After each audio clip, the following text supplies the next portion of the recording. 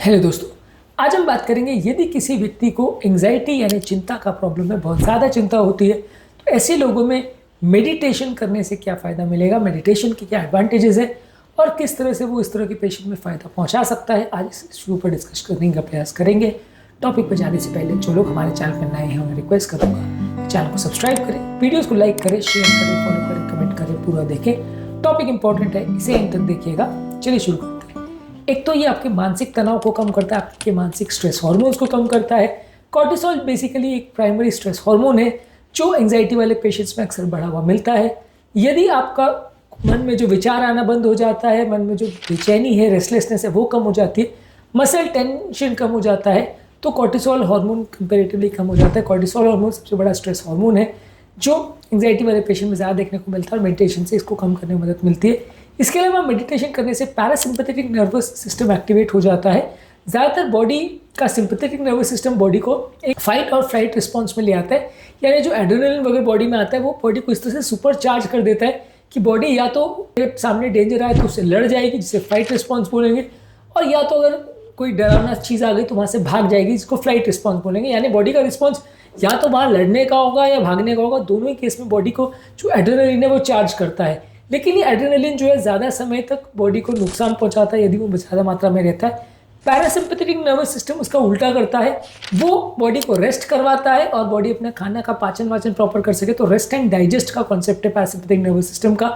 तो मेडिटेशन से जो है हमारे सिंपैथेटिक नर्वस सिस्टम डाउन हो जाता है, पैरासिम्पैथेटिक नर्वस सिस्टम एक्टिवेट हो जाता है और इससे आपका हृदय की गति कम हो जाती है, मसल रिलैक्स हो जाते हैं और एक काम या एक सेंस ऑफ ईजीनेस का आपके दिमाग में आता है। माने जो अग्रेशन का थॉट आपके दिमाग में आ रहा था स्ट्रेस की टेंशन की वजह से, वो चला जाता है और मन थोड़ा शांत हो जाता है। ये इसका एक इंपॉर्टेंट रिस्पॉन्स है। इसके अलावा आपके मन में एक सेंस ऑफ अवेयरनेस डेवलप हो जाती है। आसपास की चीज़ों के बारे में आप थोड़े जानकार हो जाते हो, थोड़े अवेयर हो जाते हो कि आसपास क्या चल रहा है। सारी चीज़ों के बारे में आप विचार करना चालू करते हो, बिना सोचे समझे आप रिएक्ट नहीं करते हो और over a period of time मन में आने वाले नेगेटिव या गलत विचार आने कम हो जाते हैं। इसके अलावा मेडिटेशन आपके प्री फ्रंटल कॉर्टेक्स यानी माइंड के सामने वाले पोर्शन जो कि इमोशंस को कंट्रोल करता है उसको एक्टिवेट करता है। इसके अलावा आपकी जो अमाइगडाला है उसको वीकन करता है। अमाइगडाला बेसिकली वो एरिया है जो स्ट्रेस रिस्पॉन्स हमारा एक्टिवेट करता है। अमाइगडाला को वीकन करके प्री फ्रंटल कॉर्टेक्स को एक्टिवेट करेगा, ये फायदा है। यानी एंजाइटी का जो ब्रेन पर रिस्पॉन्स है इसका ठीक उल्टा करता है यदि कोई व्यक्ति मेडिटेशन करता है तो। इसके अलावा ये हमारा कोई भी रिस्पॉन्स या कोई भी प्रॉब्लम है उस पर फोकस इंप्रूव करता है।